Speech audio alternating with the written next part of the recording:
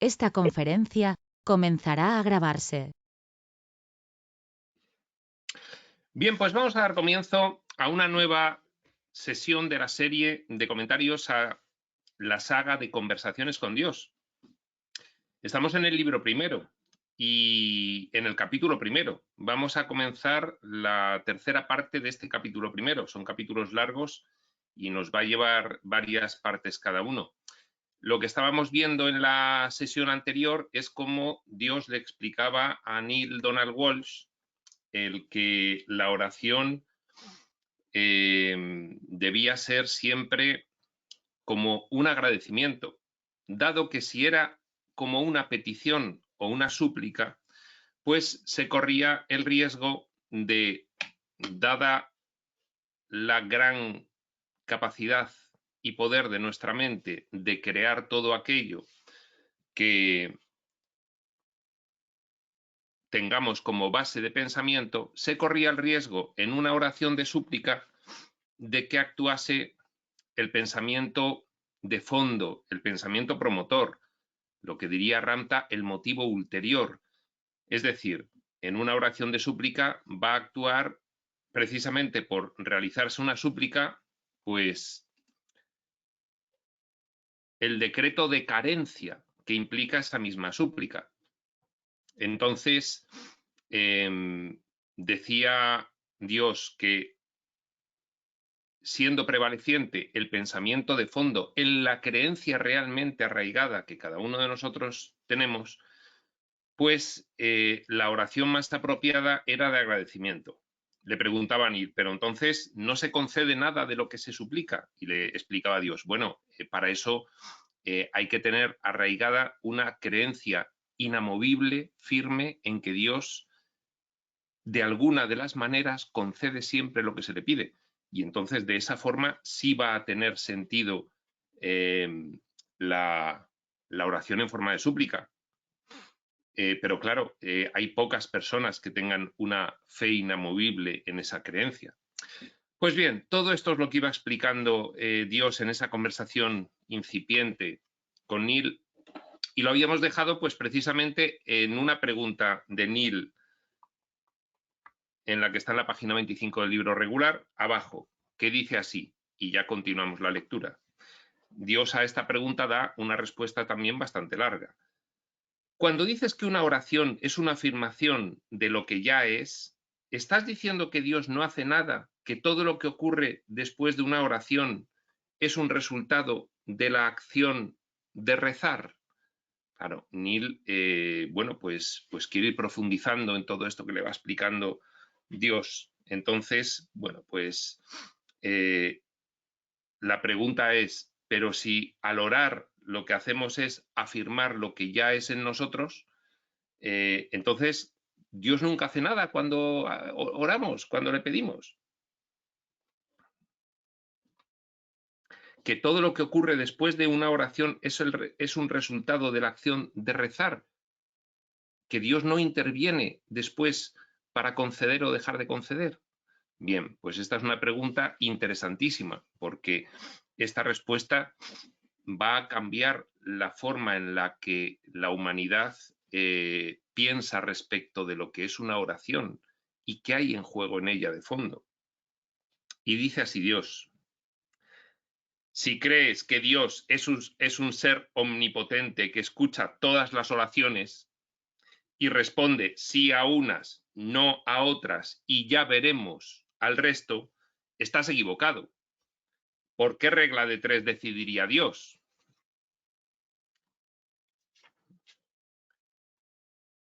Si crees que Dios es quien crea y decide todo lo que afecta a vuestra vida, estás equivocado. Pues bien, esto es lo que aún hoy todavía algunas de las religiones tradicionales, las que el libro Durantia llama las religiones evolutivas, por contra de la espiritualidad profunda, que sería la religión revelada. Pues bien, esto es lo que aún todavía hoy algunas religiones tradicionales creen, que es Dios el que dispone absolutamente todo sobre nuestras vidas. Aquí contesta Dios: no, eso no es así, es un error. Dios no es quien crea y decide todo lo que afecta a vuestra vida. Dios es el observador, no el creador. Y Dios está dispuesto a ayudaros a vivir vuestra vida, pero no de la manera que supondríais. La función de Dios no es crear o dejar de crear las circunstancias o condiciones de vuestra vida. Dios os ha creado a vosotros a imagen y semejanza suya. Vosotros habéis creado el resto por medio del poder que Dios os ha dado. Dios creó el proceso de la vida y la propia vida tal como la conocéis. Pero Dios os dio el libre albedrío para hacer con la vida lo que queráis.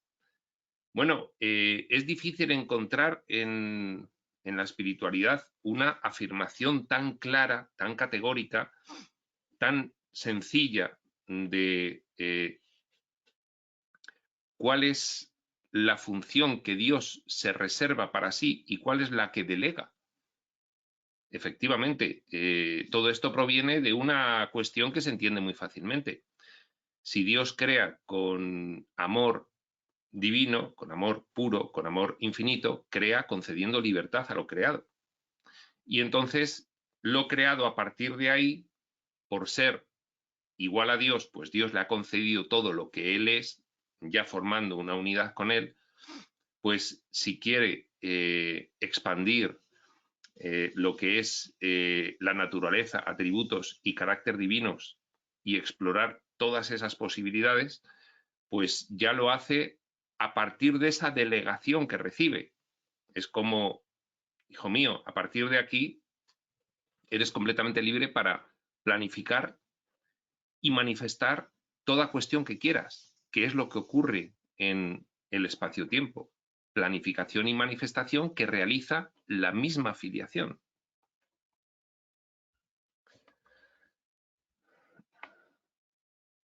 Vosotros habéis creado el resto por medio del poder que Dios os ha dado. Dios creó el proceso de la vida y la propia vida tal como la conocéis, pero Dios os dio el libre albedrío para hacer con la vida lo que queráis. Repetimos esto último. Y sigue diciendo Dios, sigue contestando a esta pregunta de Neil. En este sentido, vuestra voluntad respecto a vosotros es la voluntad de Dios respecto a vosotros. Y esta es finalmente la idea más avanzada que nos da la revelación ahora mismo. Es una idea que para nosotros es difícil de aceptar incluso. A ver. ¿Cómo? ¿Que la voluntad de Dios no es una voluntad autónoma? ¿Estás diciendo que la voluntad de Dios es solamente la de que nosotros ejerzamos nuestra voluntad como queramos? Y entonces resulta que los reveladores actuales, algunos te lo explican de una forma mucho más clara, otros no tanto, pero es que sí. Por ejemplo, Ramta te lo explica así, Quirión y Tobías te lo explican así. Conversaciones con Dios, aquí Dios te lo está explicando así. Por eso siempre va a coincidir tu voluntad con la de Dios, porque Dios lo que quiere es que tú ejerzas tu voluntad. Otra cuestión diferente, y esto es muy interesante, es que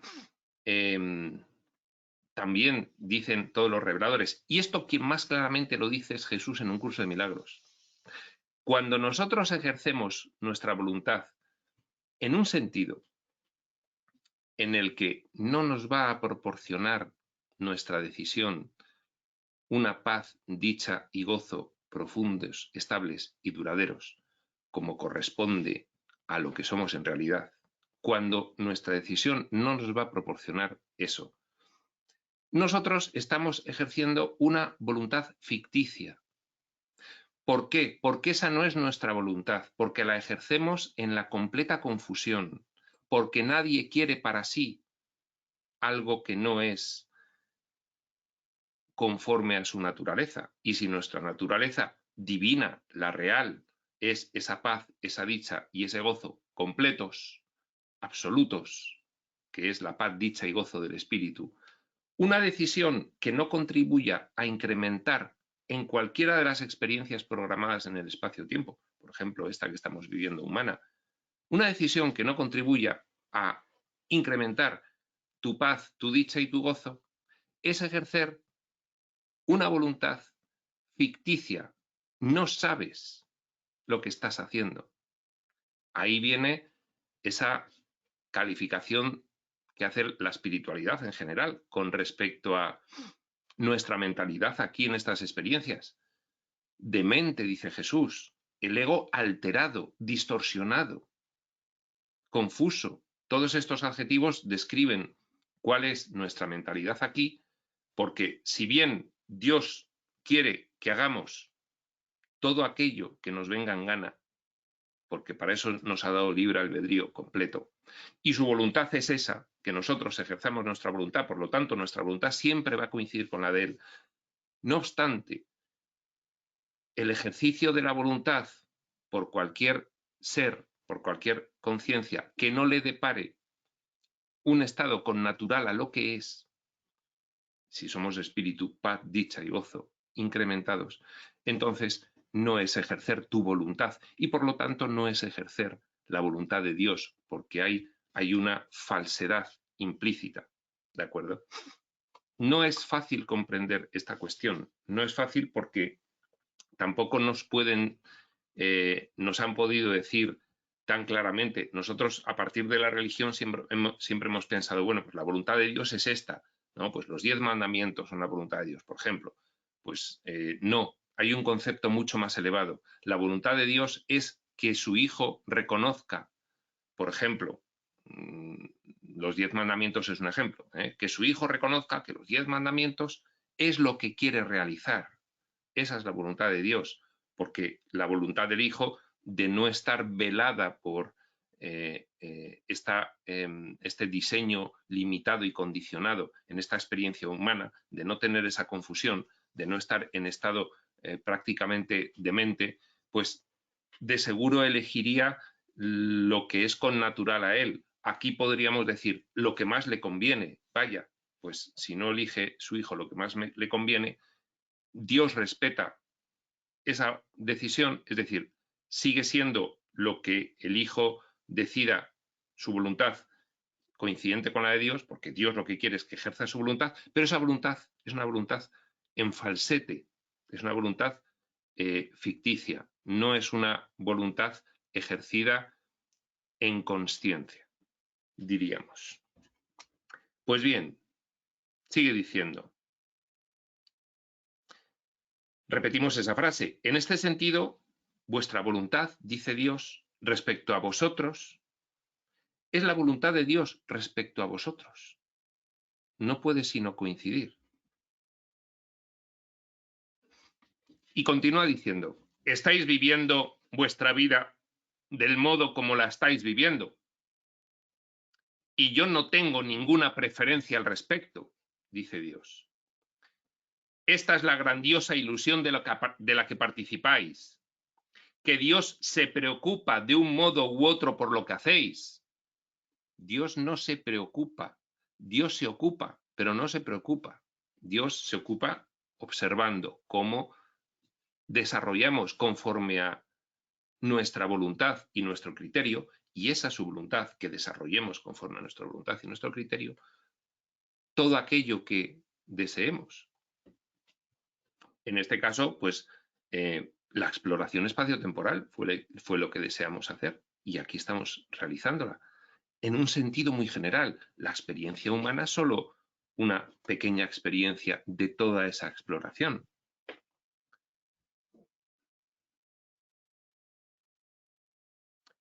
Yo no me preocupo por lo que hacéis, y eso os resulta difícil de aceptar.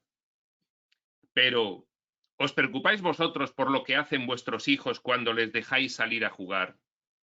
¿Es importante para vosotros si juegan al corre que te pillo, al escondite o a disimular?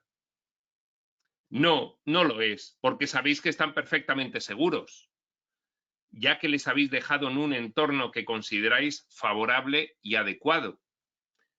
Y alguno podría pensar, pero ¿cómo nos deja, dice Dios, que nos deja en un entorno favorable y adecuado? Aquí en este mundo hostil, lleno de contrariedades y desgracias y peligros y, en fin, guerras y todo lo demás. Y entonces, si alguien se plantease esa pregunta, yo supongo que Dios contestaría, es que no eres un personaje humano, eres espíritu y estás experimentando esas experiencias, pero tu seguridad no está en juego. En fin. Por supuesto, siempre confiaréis en que vuestros hijos no se lastimen, en este ejemplo que estaba poniendo Dios. Y si lo hacen, haréis bien en ayudarles, curarles y permitirles que se sientan de nuevo seguros, que sean felices de nuevo, que vuelvan a jugar otro día. Pero tampoco ese otro día os preocupará si deciden jugar al escondite o a disimular. Bien. Aquí parece que está introduciendo Dios algo más en ese símil. Vamos a ver qué es a continuación. Por supuesto, siempre confiaréis en que no se lastimen y si lo hacen, haréis bien en ayudarles, curarles y permitirles que se sientan de nuevo seguros, felices, etc. Parece que hay una derivada adicional aquí. En este caso, tendrá que ver con cómo puede pretender, no conseguir, sino pretender lastimarse un hijo vuestro. Entonces eso podría ser lo que incluye en esta derivada. Por supuesto, les diréis qué juegos son peligrosos, pero no podréis evitar que vuestros hijos hagan cosas peligrosas. Al menos no siempre, no para siempre, no en todo momento desde ahora hasta su muerte. Los padres juiciosos lo saben, pero los padres nunca dejan de preocuparse por el resultado. Los padres nunca dejan de preocuparse por el resultado. El medio no nos importa tanto, el fin sí. Esta dicotomía, no preocuparse excesivamente por el proceso, pero sí por el resultado, describe con bastante aproximación la dicotomía de Dios. El resultado, pues, en fin, el crecimiento en el conocimiento de quién el espíritu es, gracias a la exploración de experiencias que al espíritu le faltan, porque en el entorno del espíritu no se pueden tener. Bien, eso podría describirse como el resultado final, por ejemplo, de toda la existencia del universo, el propósito final. Por eso sí hay un plan de ayudas, porque sí hay, en fin, un deseo por parte de todos, de Dios y de la filiación, de que ese resultado se consiga. El reconocerse en la naturaleza espiritual a partir de las naturalezas más extremas y alejadas de la naturaleza espiritual, cual podría ser la humana. Entonces, sí, ahí se ponen incluso medios de ayuda para que eso pueda ocurrir, pero el cómo, hay infinidad de variantes solo aquí en el planeta Tierra, de tipos de vida diferentes y de circunstancias diferentes. Y ahí dice, donde dice Dios, yo ahí observo cómo lo hacéis, pero sí que intento ayudar para que cada uno a su forma, al final todos consigáis el resultado. Y esta es la variante que introducía Dios en el símil de los niños. Los padres queremos que los niños se lo pasen bien cuando van al parque y no nos importa si juegan al juego A, al B o al C, pero sí intentaremos que el resultado final es que se lo pasen bien. Para eso vamos al parque. Pues bien, en estas exploraciones del espacio-tiempo, el resultado final es que la experiencia acreciente ese conocimiento infinito del espíritu, lo haga más grande. El cómo, dice Dios, yo observo, estoy seguro de que estáis seguros, porque nada os puede ocurrir. Si me implico en que, al igual que vosotros os implicaríais en que vuestros hijos se divirtiesen como quisiesen, pero que finalmente se divirtiesen, yo sí me implico en que finalmente consigáis vuestro propósito al hacer todas estas cosas que haréis como os dé la gana.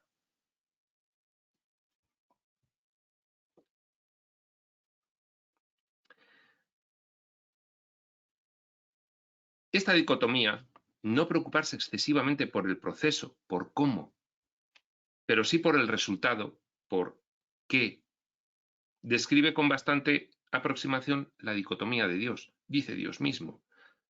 Pero Dios, en un sentido, no siempre se preocupa por el resultado, no por el resultado final, y ello porque el resultado final está asegurado. Pues bien, aquí no podemos seguir con el símil del parque, porque el que los niños se lo pasen bien bajando al parque no estaría asegurado.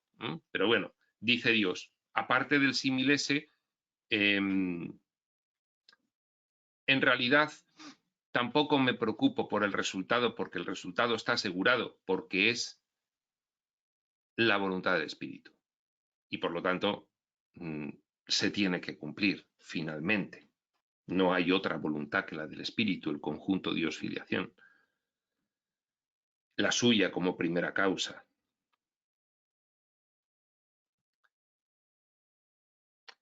Pero Dios, en un cierto sentido, no siempre se preocupa por el resultado, no por el resultado final. Y ello porque el resultado final está asegurado, no puede salir de otra forma. Esto es algo que, en fin, pues, por ejemplo, un curso de milagros repite hasta la saciedad. Un curso de milagros incluso te dice, no, es que el final, vosotros estáis en la ilusión del tiempo, pero en la ilusión, pero en ausencia de tiempo, es decir, en ausencia de la ilusión del tiempo, todo se está produciendo simultáneamente. Entonces no es que se vaya a producir de seguro el resultado final, es que el resultado final se está produciendo, porque en el entorno del espíritu todo se conoce en simultaneidad. Entonces ya se ha producido. Bueno, en fin, esto ya es una metafísica extrema y esta es la segunda gran ilusión del hombre, sigue diciendo Dios. 2 puntos. 2 puntos. Que el resultado de la vida es dudoso. La segunda gran ilusión del hombre, que el resultado de la vida es dudoso, que no está garantizado el resultado final de lo que aquí queremos por Dios.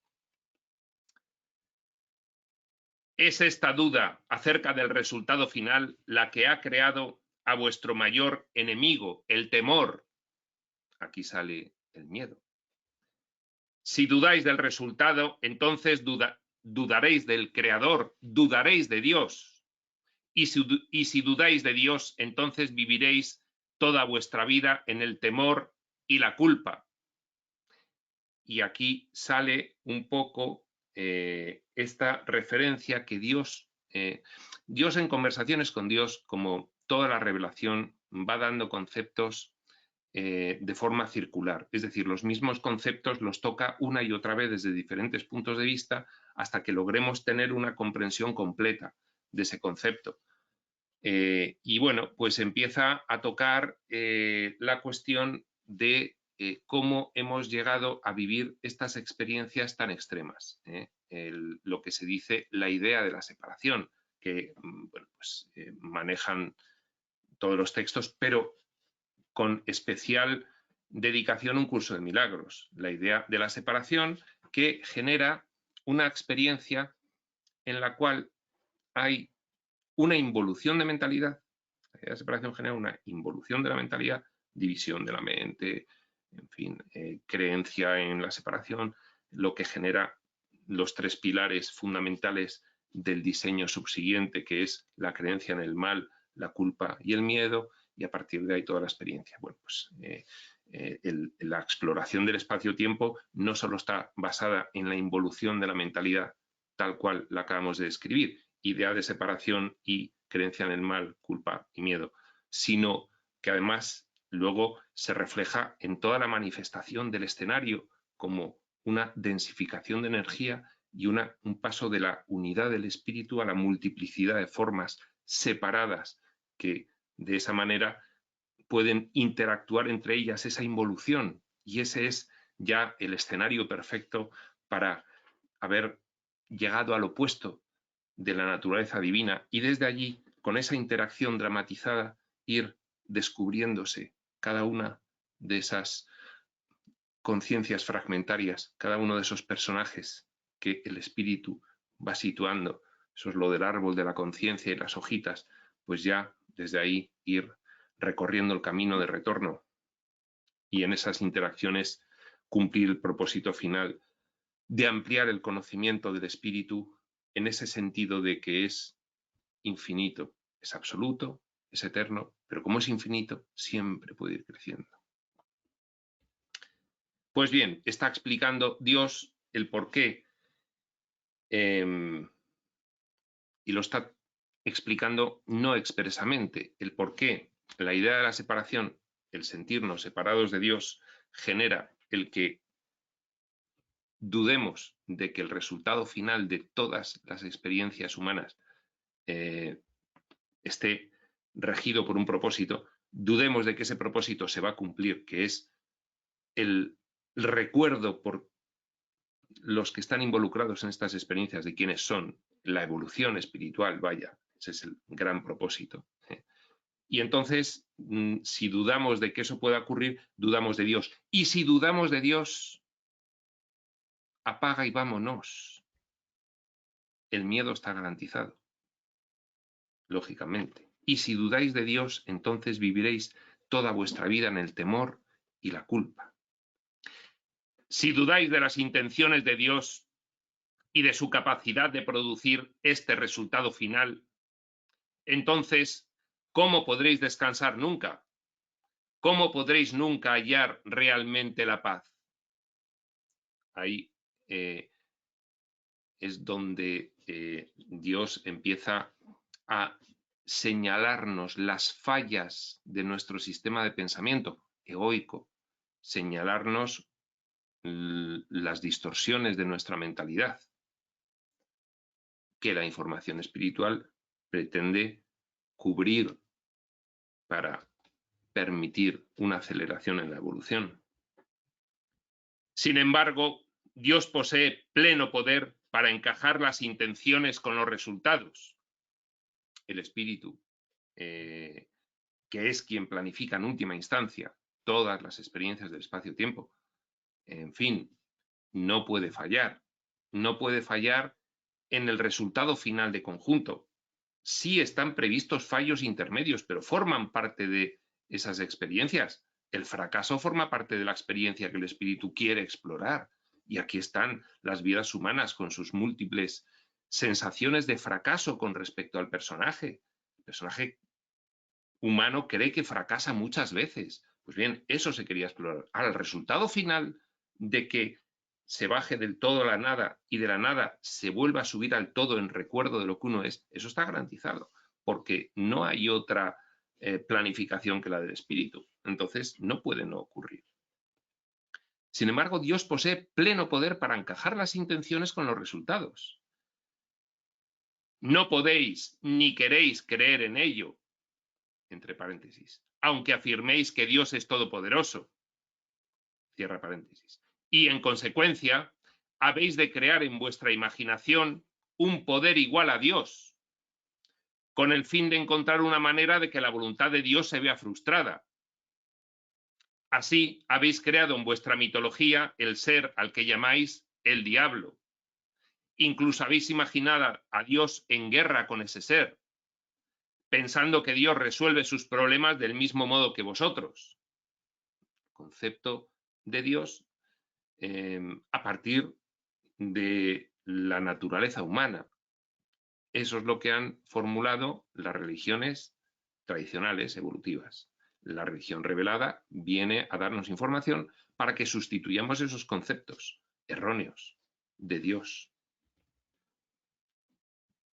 Por fin habéis imaginado realmente que Dios podría perder esa guerra. Incluso habéis imaginado que el mal podría triunfar.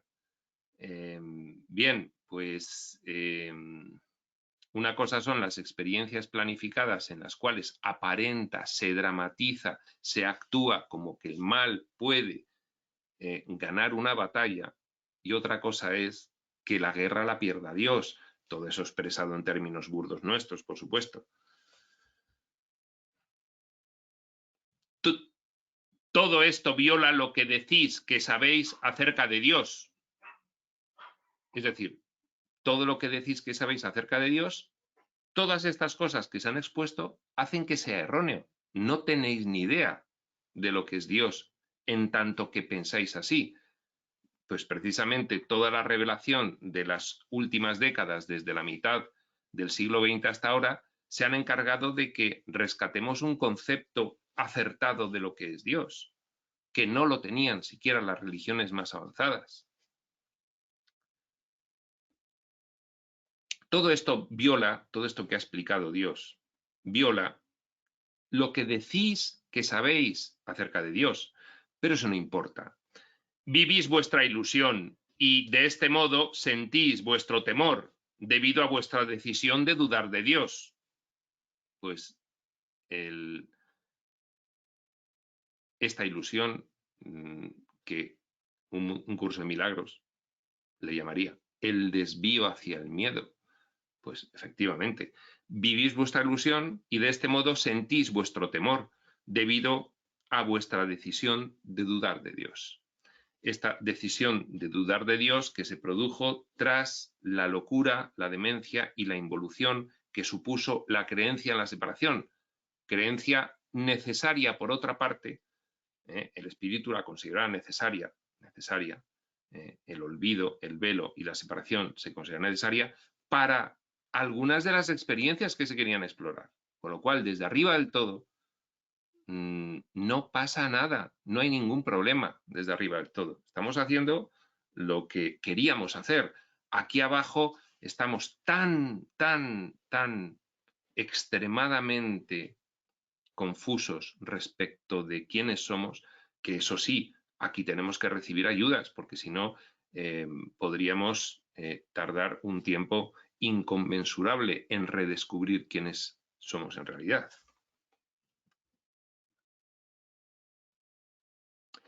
Pero, ¿qué ocurriría si tomaras una nueva decisión? ¿Cuál sería entonces el resultado? Deja que te diga algo. 2 puntos. Deberías vivir como Buda, como Jesús, como lo hicieron todos los santos que siempre habéis idolatrado. Hemos idolatrado a los santos, pero no hemos vivido como ellos. Sin embargo, como ocurrió con la mayoría de los santos, la gente no te entendería. Sin embargo, si tú vivieses como un santo, la gente no te entendería. Y cuando trataras de explicar tu sensación de paz, tu alegría de vivir, tu éxtasis interior, ellos oirían tus palabras, pero no te escucharían. Tratarían de repetir tus palabras, pero las acrecentarían. Se asombrarían de que tuvieras lo que ellos no pueden encontrar. Y entonces se volverían envidiosos. Pronto la envidia se convertiría en rabia. Y en su furor tratarían de convencerte de que eres tú quien no entendía a Dios. Y si fracasaran a la hora de arrancarte tu alegría, tratarían de hacerte daño.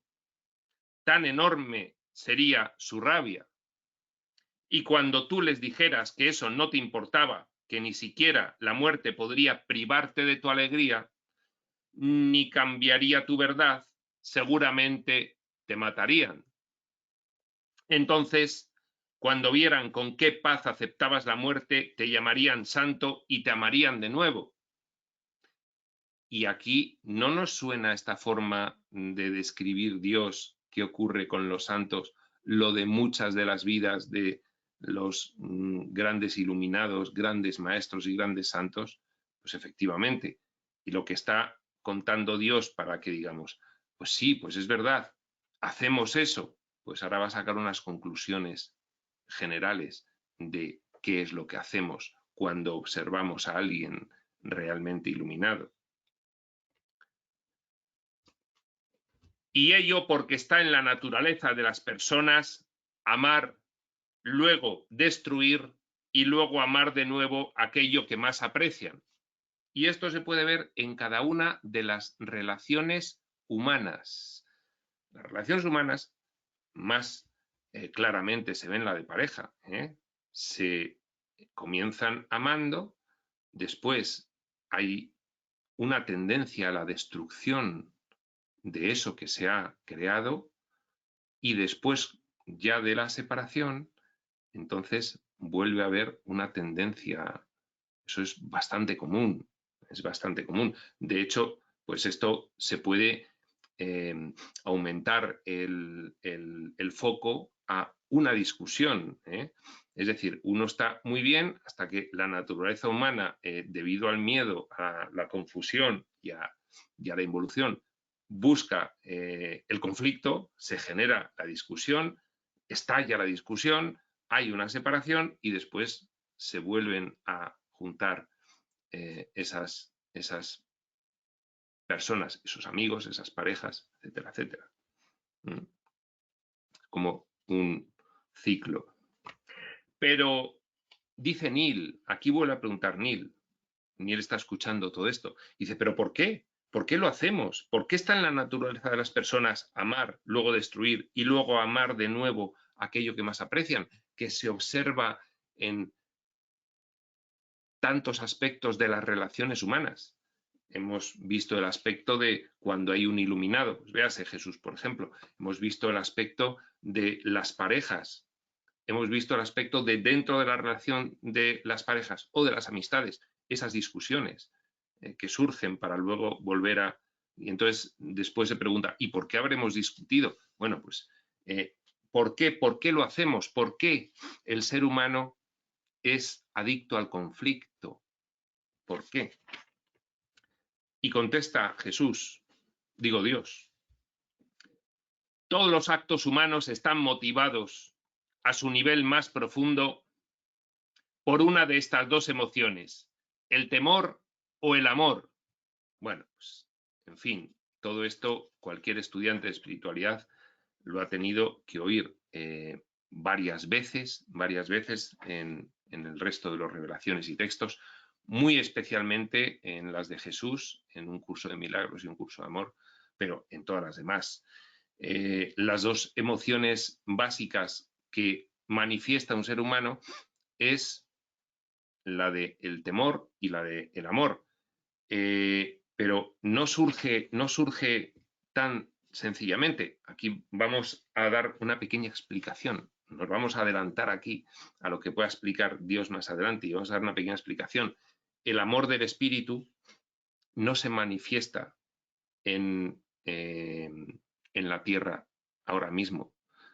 Ahora mismo en la tierra se generó un opuesto al amor, que fue el miedo, se generó un opuesto al amor, que fue el miedo, y a partir de este opuesto, que fue el miedo, y dándole verosimilitud por la experiencia humana a este miedo, el miedo es ficticio, el miedo no existe en el entorno del espíritu, pero se diseñó la invención de una mentalidad que pudiese sentir el miedo, para a partir de este miedo generar el opuesto, que es el amor, pero un amor del mundo, no el amor del espíritu.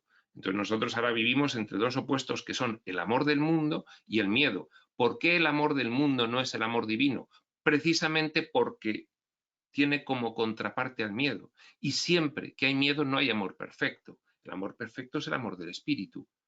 Cualquier otro amor que esté como contraparte del miedo, como ocurre con la experiencia humana, no es amor perfecto. Entonces, por eso, en fin, cuando hablamos de la polaridad de los opuestos en la experiencia humana y hablamos de amor y miedo, siempre que el miedo está como contraparte opuesta al amor, siempre el amor del que hablamos no es el amor del espíritu. ¿De acuerdo? Entonces, bueno, la evolución espiritual finalmente tiene como meta trascender esta dualidad, esta polaridad, trascenderla e irse a lo único realmente existente, que es el amor del espíritu.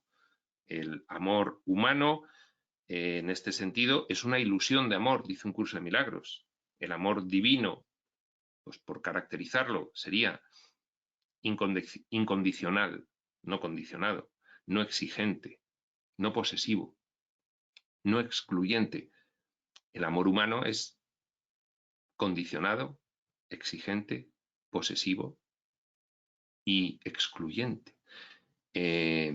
Bien, es una ilusión de amor. Este es el amor de los opuestos, el amor humano, no el amor del espíritu. Todos los actos humanos están motivados a su nivel más profundo por una de estas dos emociones, el temor o el amor. En realidad existen solo dos emociones, solo dos palabras en el lenguaje del alma. son los extremos opuestos de la gran polaridad que yo creé cuando produje el universo y vuestro mundo tal como hoy lo conocéis.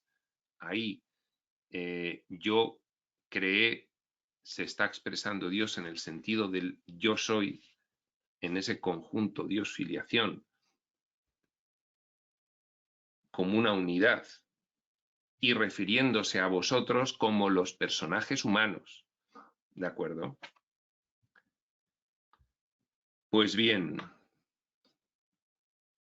ese conjunto Dios-filiación genera, por decisión de la filiación, planificación de la filiación y colaboración de Dios, este universo para esta exploración espaciotemporal.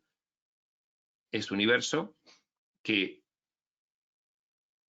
según va avanzando en niveles más extremos cada vez de exploración, se va impregnando más de la dualidad de los opuestos, de esta polaridad de la que hemos hablado.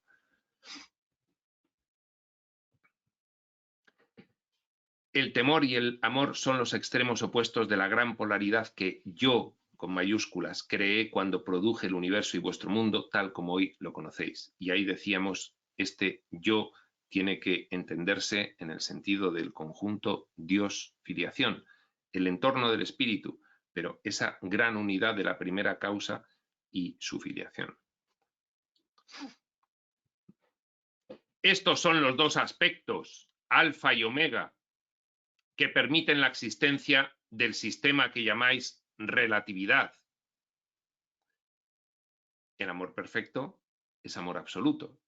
El amor de los opuestos, como hemos explicado antes, es amor relativo, porque de alguna manera tiene como la otra cara de la moneda el miedo, está impregnado de ello. Cuanto menos miedo haya, más puro es ese amor, más divino. Sin estos dos aspectos, sin estas dos ideas sobre las cosas, no podría existir ninguna otra idea.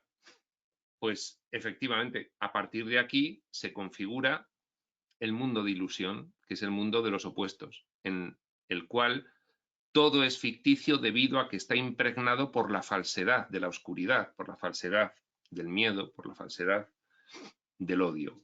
Y la experiencia consiste, pues precisamente en esta interactuación en la cual nosotros nos vemos inmersos en esta polaridad para luego irla superando y por fin, pues al recordar y reconocer exactamente cómo somos, al revitalizar nuestra divinidad, pues poder trascender esa polaridad y ya acabar con la experiencia.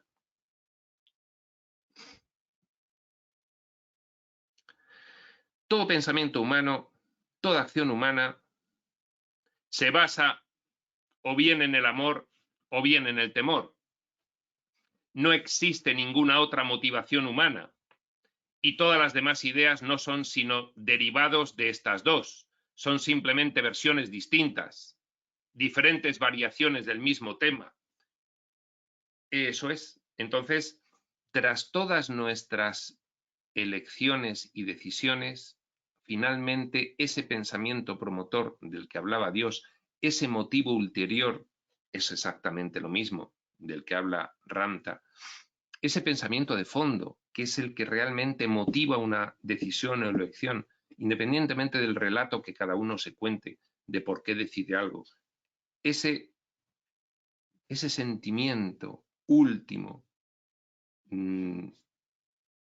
de amor o temor es lo que motiva todas nuestras decisiones, con lo cual la evolución espiritual podría de alguna forma definirse como el completo destierro del miedo de tu experiencia humana, que supondría el completo destierro de la creencia en el mal, que supondría el completo destierro de la creencia en la separación. Por eso la evolución espiritual siempre dicen los textos que tiene como meta llegar a la consciencia crística, llegar a la consciencia de unidad, porque cuando hay unidad, cuando te ves uno con todo, ya no hay creencia en la separación y por tanto no hay creencia en el mal y por tanto no hay culpa ni hay miedo. Y por lo tanto ya has superado esa polaridad de los opuestos y ya estás en el amor perfecto.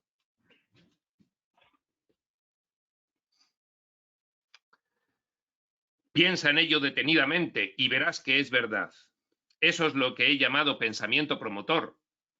Claro, pensamiento promotor, aquí en la experiencia humana, pues suele ser un pensamiento de miedo. Ese motivo ulterior suele ser de miedo. Y entonces cuando haces algo, no lo haces con un propósito puro, no lo haces con completa honestidad y sinceridad, sino lo haces siempre con la idea de obtener basada en la idea de pérdida.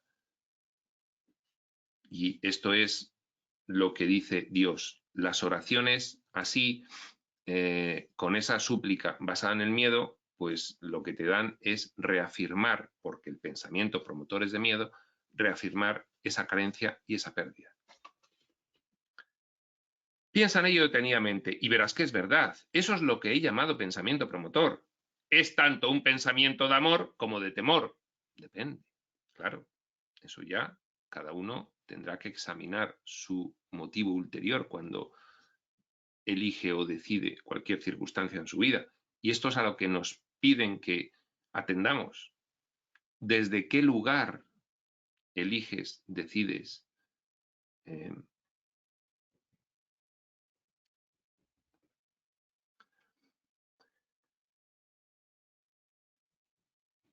Este es el pensamiento que se oculta detrás del pensamiento, que a su vez se oculta detrás del pensamiento.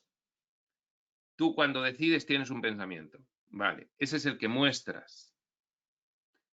Pero interno hay otro pensamiento que es realmente en base al cual decides. Ese solo lo conoces tú. El de fuera lo expones a todo el mundo. El que utilizas para justificar tu decisión. Luego hay un pensamiento segundo que es el pensamiento promotor, que ese solo lo sabes tú. Yo digo que hago esto para quedar bien, pero en realidad lo hago por esto otro que me beneficia. Dice Dios, hay un tercer pensamiento previo al pensamiento promotor, que es siempre amor o miedo.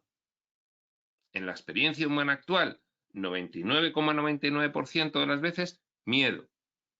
Pero también hay aquí pensamientos de fondo, pensamientos o bases o fundamentos de amor perfecto en algunas decisiones, muy infrecuentes, pero ya vemos pues la vida de Jesús, por ejemplo, y de otros.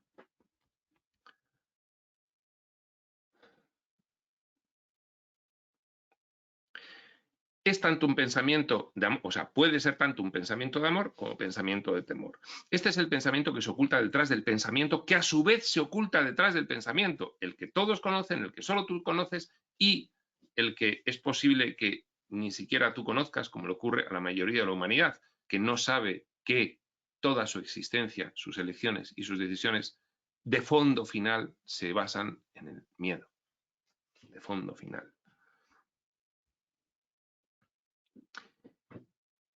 Es el primer pensamiento, es la fuerza principal, es la energía primaria que mueve el motor de la experiencia humana. Energía primaria, fuerza principal, el amor o el miedo. Y he ahí cómo el comportamiento humano produce una experiencia repetida tras otra. He ahí el por qué los humanos aman, luego destruyen y luego aman de nuevo. Ahí recordemos que nos diría Jesús en un curso de milagros. Da igual que penséis que la idea de la separación nació hace mucho tiempo, al principio del universo físico material. No importa en el sentido de que permanece exactamente la misma idea de separación ahora mismo en vosotros.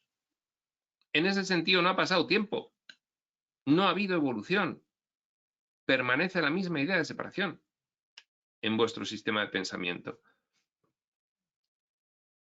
Sigue ocurriendo que repetís los mismos ciclos debido a que el pensamiento promotor, fuerza principal, pensamiento promotor, está basado en la idea de miedo, porque está basada en la idea de separación, que es la fuerza principal, la energía primaria que mueve el motor de la experiencia humana.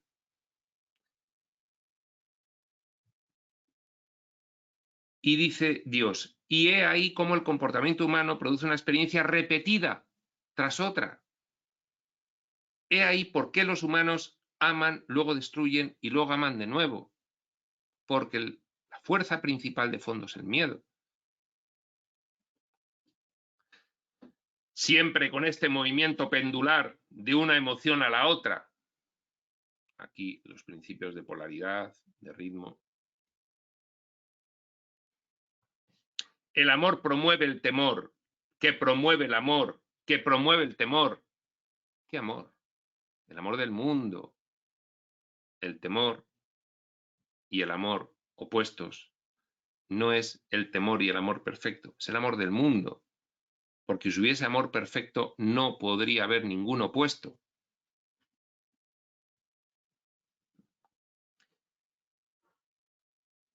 Es decir, el amor del mundo, que es un amor imperfecto, un amor condicionado, un amor limitado, un amor impregnado de miedo. Aquí en la experiencia humana son las dos caras de la misma moneda, el miedo y el amor del mundo, no el amor divino.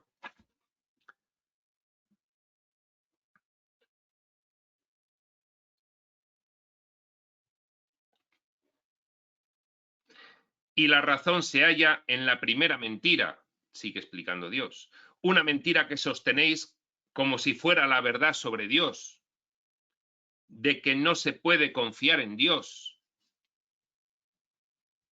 Una mentira, la mentira de que no se puede confiar en Dios, de que no se puede contar con el amor de Dios, de que el hecho de que Dios os acepte está condicionado. De ahí vienen muchas afirmaciones. Yo era creyente, pero después de ver cómo Dios permite que sucedan estas injusticias y estas desgracias en el mundo, después de ver cómo Dios permite que se mueran niños de hambre, yo ya no creo en Dios. Bueno, pues es esto que está explicando. La razón se halla en la primera mentira, una mentira que sostenéis como si fuera la verdad sobre Dios, de que no se puede confiar en Dios, de que no se puede contar con el amor de Dios, de que el hecho de que Dios os acepte está condicionado, como dicen las religiones, si eres bueno, si no te vas al infierno, bueno, ahora al purgatorio, bueno, ahora al limbo, bueno, ahora no sé dónde, de algún lado que no es con Dios. La primera mentira, dice Dios, que se sigue sosteniendo, que se sigue sosteniendo.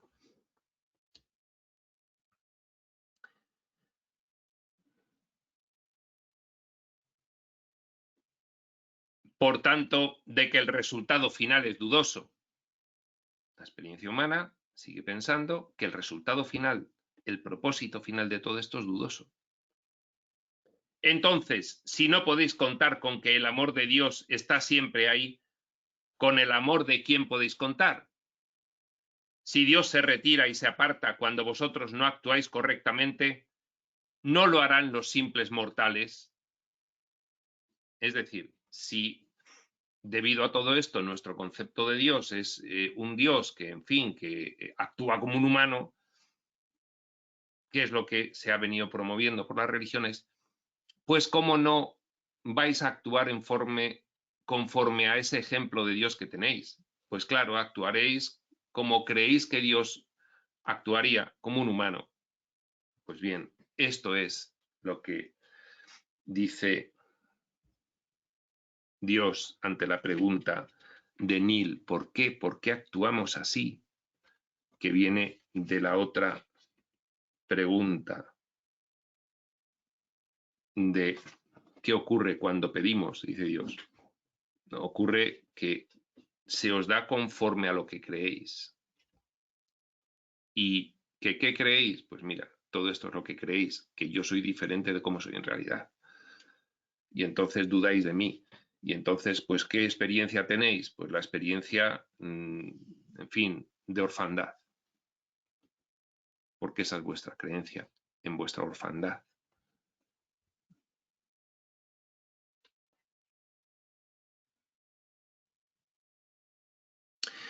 Y así es como en el momento en que prometéis vuestro más elevado amor, abrís la puerta a vuestro mayor temor. Esto, efectivamente, pues también se describe extraordinariamente bien en un curso de milagros, entre otros. Porque en cuanto las parejas o las amistades se prometen amor eterno, surge la duda de si la otra persona lo va a mantener, y entonces ahí comienza la inseguridad, los celos y todo lo demás que viene. Abrís la puerta a vuestro temor mayor. En el momento en que prometís vuestro más elevado amor, abrís la puerta a vuestro mayor temor, el del abandono, se refiere aquí. Y ello porque lo primero que os preocupa después de decir te amo es si vais a escuchar lo mismo a la otra persona. Y si lo escucháis, entonces empezáis inmediatamente a preocuparos por la posibilidad de perder ese amor que acabáis de encontrar. Así, toda acción se convierte en reacción, de defensa ante la pérdida, incluso cuando tratáis de defenderos ante la pérdida de Dios. Mira qué buena explicación, con qué palabras más comprensibles y ejemplos más nos da Dios de qué es lo que nos pasa con respecto a Él. Pues lo mismo que nos pasa con respecto a cualquier otra relación, que es la duda, y que esa duda nos hace entrar en temor y actuamos entonces a la defensiva, y lo que hacemos es convertir esa relación en un infierno. Bueno, pues dice, con respecto a mí también. Y empezáis a pensar cosas de mí que no son. ¿Qué es lo que hace una persona celosa? Empezar a pensar cosas de la persona amada que no son, que no ocurren. Que luego puede ser que la persona amada también sea así. Pues también puede ser, porque también tiene su perturbación. Si es que se está comportando con ocultación y con mentira, pues todo esto es lo que genera la dualidad de los opuestos y la presencia del temor en nuestras experiencias de vida. Y todo esto se debe a la creencia en el mal, que se debe a la creencia en la separación. Y todo está planificado para experimentar. Y entonces, el entendimiento mayor de todo esto es comprender el por qué ocurre todo esto y, desde luego, evitar las consecuencias perniciosas de creerse completamente una película que te hace sufrir, descubrir que es una película que te hace sufrir y empezar a encontrar quién eres en realidad para actuar conforme a ello y dejar de sufrir. Pero si supierais quiénes sois, con mayúsculas, quiénes, que sois el ser más magnífico, notable y espléndido que Dios ha creado nunca,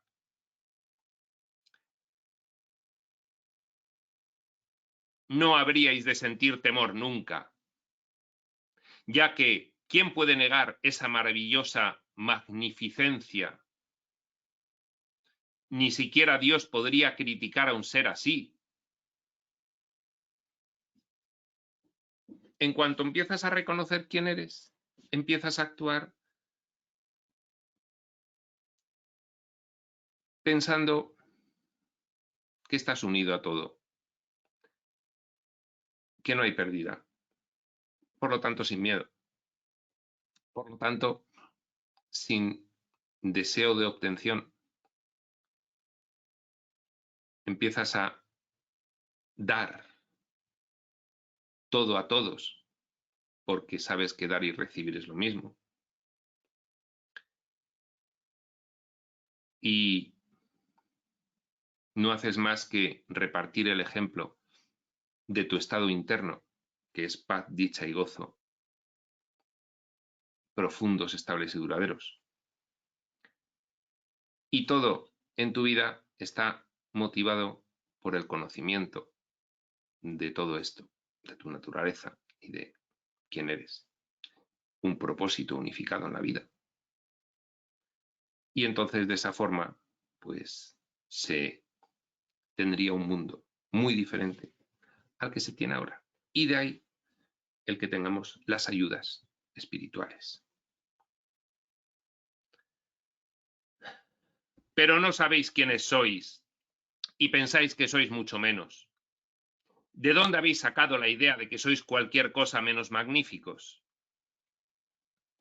de las únicas personas cuyas palabras aceptaríais plenamente, de vuestra madre y de vuestro padre. Y aquí va a explicar Dios a continuación por qué un personaje humano que viene con ese diseño de olvido completo pasa a formar parte de la masa social. ¿Por qué todos los que nacen pasan a formar parte, siquiera sea temporalmente, de la masa social? Porque los padres se lo enseñan. Está así diseñada la dramatización de la experiencia humana. Y entonces lo bonito es el despertar posterior, el renacer en el espíritu cada uno después de haber pasado por esa fase en la que, en fin, pues en tu entorno, en los primeros años de vida, te ha metido en la conciencia social, en la conciencia de masa egoica y atemorizada. Y alguno dirá, bueno, pero ya hay niños que están naciendo en matrimonios iluminados. Pues bien, pues ese es el fin de la información espiritual, que cada vez más niños nazcan en matrimonios iluminados. Y como dice el abogado respecto de los pleitos, tengas pleitos y los ganes, pues también se puede decir respecto de los hijos. Tengas hijos y los eduques en iluminación. A ver cómo, que ahí se verá realmente tu nivel de... En fin, pues estas cosas son las que nos dice Dios. Ahora está explicando el por qué. El por qué pensamos que somos mucho menos. ¿De dónde hemos sacado la idea de que somos cualquier cosa menos magníficos? Y empieza por el principio, los primeros años. Estas son las personas, vuestra madre y vuestro padre, que más os aman. ¿Por qué habrían de mentiros? Sin embargo, ¿no os han dicho que sois demasiado tal cosa y no suficientemente tal otra? ¿No os han recordado que teníais que pasar desapercibidos? ¿No os han regañado en alguno de vuestros momentos de mayor euforia? ¿Y no os han animado a desechar algunas de vuestras ideas más descabelladas? Y el padre o madre que quede libres de responder que no a estas preguntas, que tire la primera piedra. Claro, claro. Estos son los mensajes que habéis recibido, y aunque no satisfacen los criterios y por tanto no son mensajes de Dios, fijaos, es que aquí lo que está diciendo Dios, porque estas preguntas, claro, dices, bueno, en fin, pues muy iluminado hay que estar para no actuar conforme aquí Dios dice que es como normalmente actuamos, pues de una manera u otra, en fin, pues incurrimos en estas preguntas, ¿no? Bueno, pues bien, dice Dios, pues no son mensajes de Dios. Claro, es que no lo son. No lo son, pero educar a un niño que sabes que tiene que salir al mundo,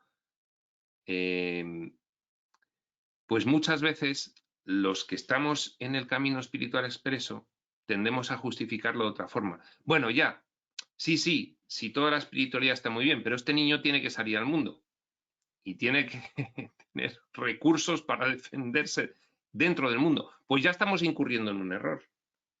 Y aquí lo está explicando Dios. Ya estamos incurriendo en un error por miedo a través de nuestro hijo, de qué le va a ocurrir cuando salga a ese mundo hostil. No, yo la espiritualidad, sí, pero yo soy adulto, pero mi hijo, ¿cómo va a salir con la espiritualidad al mundo? Le van a dar por todos los lados. Y eso es lo que está señalando aquí Dios, que tiene muchísima razón. Tiene muchísima razón. Estos son los mensajes que habéis recibido, y aunque no satisfacen los criterios y por tanto no son mensajes de Dios, también podían haberlo sido, puesto que proceden, sin duda alguna, de los dioses de vuestro universo. Dioses con minúsculas. Nadie puede decir, no, vamos a ver, sí, yo educo a mis hijos, yo soy una persona que me estoy educando en la espiritualidad, ya de adulto, y a mis hijos pues les educo en parte de esa espiritualidad, no les puedo explicar todo, pero también quiero educarles un poquito en que se van a encontrar un mundo por ahí un poco hostil y entonces que estén preparados y tal. Dice Dios, bueno, ese no es un mensaje mío, sí es un mensaje vuestro para con vuestros hijos. No me lo achaquéis a mí. Fueron vuestros padres quienes os enseñaron que el amor está condicionado. Habéis sentido esas condiciones muchas veces. Y esa es la experiencia que habéis interiorizado en vuestras relaciones amorosas. Sí, el padre que, bueno, pues, en fin, le dice a su hijo, pues tienes que ser bueno, tienes que ser bueno. Como diciendo, porque si no lo eres, pues, en fin, yo no voy a tener la misma actitud contra ti. Que puede ser a veces tácito y puede ser a veces expreso, una condición, oye, si no, en fin, te comportas adecuadamente, pues yo no voy a tener la misma relación contigo que si lo haces. Eso ya sería una condición, ¿no?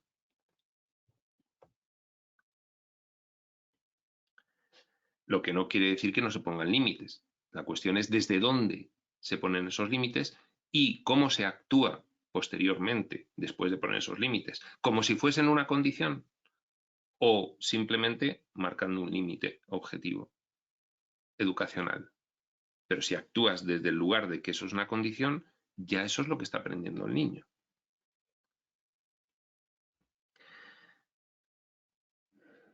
Y esa es la experiencia, repetimos, que habéis interiorizado en vuestras relaciones amorosas. Claro, luego eso el niño se lo lleva a toda relación. Es también la experiencia que me aplicáis a mí y también se lo lleva a su concepto de Dios y a su relación con Dios. El temor al condicionamiento, si no me comporto de una forma, Dios no me va a aceptar. Y a partir de esta experiencia extraéis vuestras conclusiones sobre mí, a partir de esas experiencias desde la infancia con los padres, que luego se reproducen en las parejas, ya es un patrón interno, ya es una creencia arraigada, pues impregna todo. Por lo tanto, también tu relación con Dios.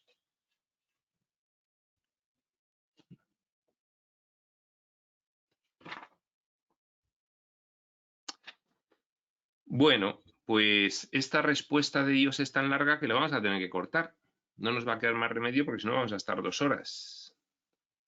Y nos vamos a quedar en es también la experiencia que me aplicáis a mí. Aquí Dios sigue contestando a Neil, sigue explicándole cosas a todos nosotros, sigue hablando, pero nosotros vamos a parar aquí y continuamos la siguiente sesión a partir de esta frase. Es también la experiencia que me aplicáis a mí, en la página 29 del libro regular. Pues bien, sin más y disfrutando mucho, mucho, mucho del comentario a este texto, se despide Prospector.